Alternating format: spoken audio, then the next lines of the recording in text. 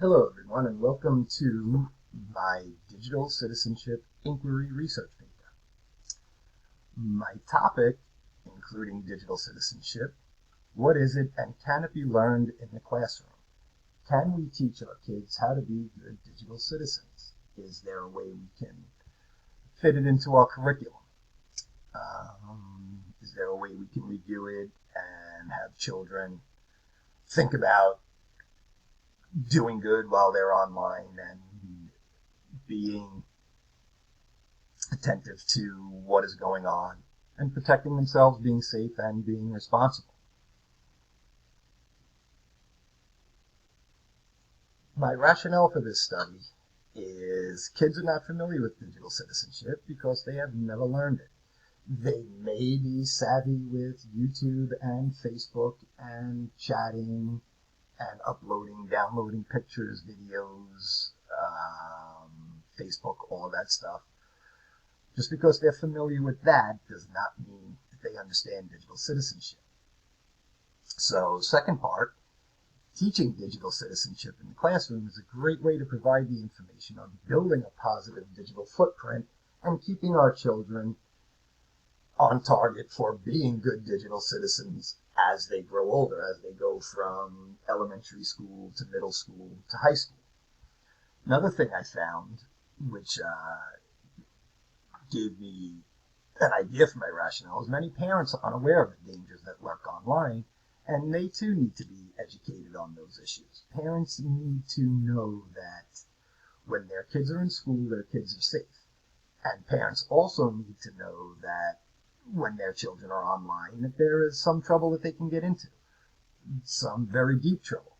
So parents definitely need to be educated on those issues and keeping our children safe when using technology.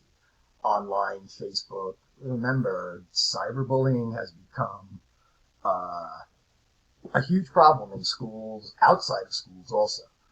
And what we teach them in school, hopefully they take with them outside to the playground, home, wherever it is that they go. We want to keep our children safe on the playground just as much as we want to keep our children safe when they're using technology. And preparing them to be good digital citizens and being aware of their digital footprint, I think will definitely help them in the long run. Now, again, we go up here, kids are not familiar with digital citizenship because they've never learned it. Now, the things that the kids learn surfing the internet and this and that, I liken to driving a car and a race car. You may know how to drive and you know all the things about how to start the car and how to turn the wheel, but put that same person in a race car and there's a whole lot that they need to know. A whole lot of rules that go on out there on that racetrack that if you're not familiar with, you can get into a lot of trouble. Again, that's why we need to teach digital citizenship in the classroom.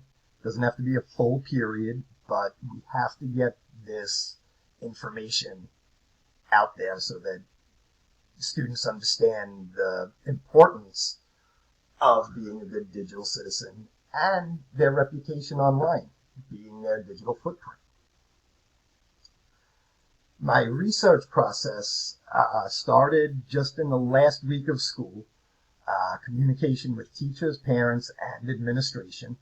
I sent home a questionnaire to parents just to see where they stand and what they knew about the internet or what their children were doing on the internet. I just want to see where they are and do they monitor their kids when they're online? Do they know that they're online? Do they just hand them a cell phone and say, here you go, and go do what you want to do? So I want to see where their stand is so that I can involve them when their children are learning about digital citizenship in their footprint. Internet research and online journals. I used the Canisius library for all the online journals. Every single one of them came from the Canisius library, and there were, I will tell you, a great deal of articles on this. It's anything from the dangers that lurk online to just how to be a good digital citizen. Next up, what is digital citizenship? A little picture here. When I am at school, I will use my personal device for educational purposes only. So we're not going to be online and chatting with our friends and posting pictures to Facebook and anything else that is unrelated to the education at hand at that time. I will keep my device safe and secure at all times.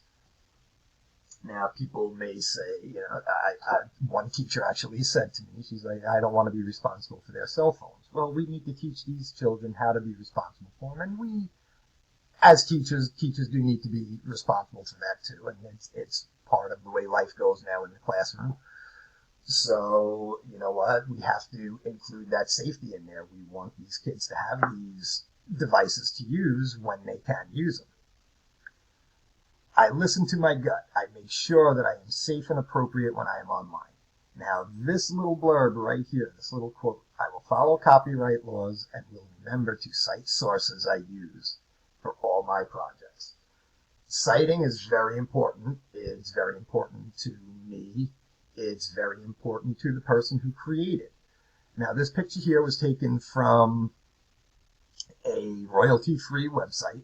But as you can see, they put their little label down here. So if you want to see who the author or creator of a certain picture, story, whatever it is, their link is down there. And these pictures here are free to the general public to use for things like I'm using it for. So remember to check. If you take something from someone without their consent, that's considered stealing. And that's something that I think should be of utmost importance, maybe in the higher grades, middle school through high school, doing more on the research and looking online and pulling stuff from the internet. You can use what they say, but you do have to cite it in the correct way so that they understand, so that they know, well, you're using this, but the people who are reading it know that you took it from somewhere else. I listen to my head. I will protect my private info and the information of others. Now, this here is very important also, especially with the younger kids. I will log out and not share my login or password with others. If you walk away from your computer and you're still logged on, remember, anybody can get onto that computer and they can do whatever they wish on there. They can start a cyberbullying page. They can text things to people that you know. They can post to your Facebook page. There's a whole lot of stuff that they can do, and to be familiar with what they can do is great, but to walk away from your computer and log off, even better. Don't give anybody the chance or even the faintest of ideas that they can get onto your machine and do whatever it is they want. Next topic. I listen to my heart. I respect myself and others when I am online. I use kind words and remember that my digital footprint should not harm others. Again, the same way you are in your regular life, the way you talk to your friends, that's the way you should present yourself online. Protect your digital footprint because it's going to stay with you. And here I will stand up and say no to cyberbullying. I will tell an adult if someone is being unkind or harmful. Same thing you would do again in real life. If you see someone being bullied, you find an adult, a teacher, and you let them know. Same thing in the digital world. You let an adult know so that they can do what they have to do. Now, here is my parent letter. It was just these questions. Do you have a computer, tablet, cell phone that can connect to the internet? Now, again, I did this during the last week of school, so I only got 7 of them back, but 7 out of 7 have a device with internet connection that children can use. Does your child use this device to browse the web? 7 out of 7 have a device that their child uses for web browsing. So again, they understand that part. They've gotten that far. They know that their kids do go online. They give them the phone. They say, here, you can go do whatever you want to do. Now, our third question, this got a little concerning for me. Do you monitor your child while they are online? Only 2 out of 7 monitor their child's online behavior.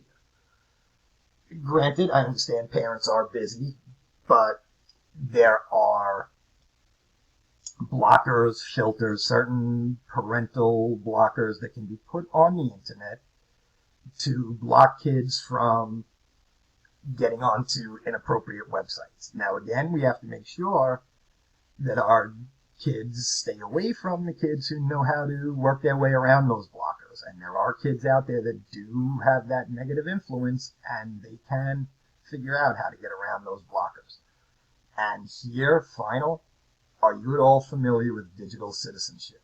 0 out of 7 knew the term digital citizenship. So that right there led again to my rationale. Kids are not familiar with digital citizenship because they've never learned it. Now, parents definitely need to be educated on this, and that will help the schools out so that everybody is aware and everybody understands what the expectation is of our students or of the students and how they are expected to behave when they are online and using technology.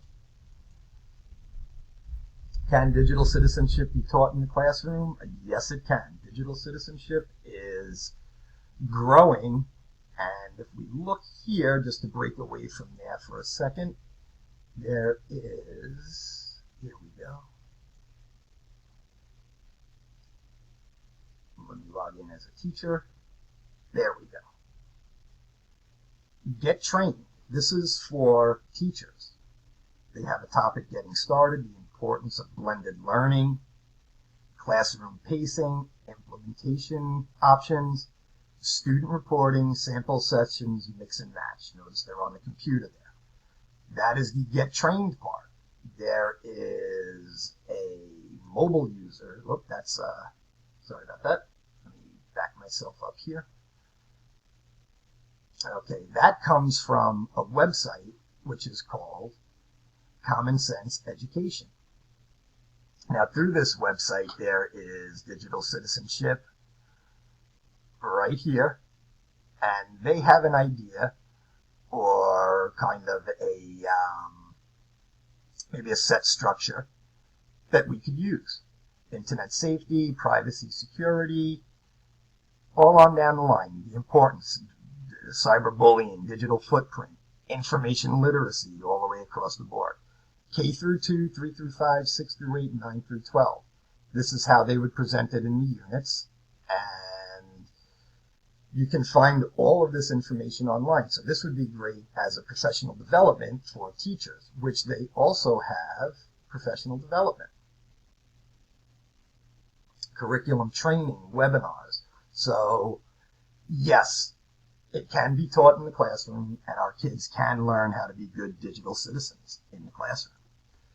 Digital footprint. Just a quick little note about this. Your footprint is basically everything you do online that is saved somewhere in what's called cookies or the websites you hit. Websites track us. So as they say here, I could not have said it better myself, be careful what you put on the internet. It will be there forever. If you post something on the internet, it will stay there. Make sure you leave a positive footprint on the internet.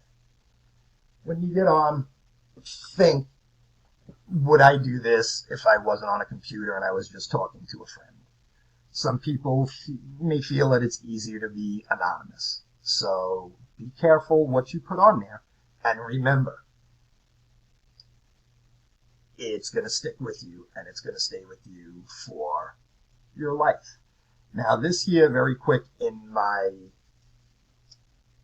conclusion here, is online teaching for digital citizenship, an outline for teaching digital citizenship. And what are the strategies?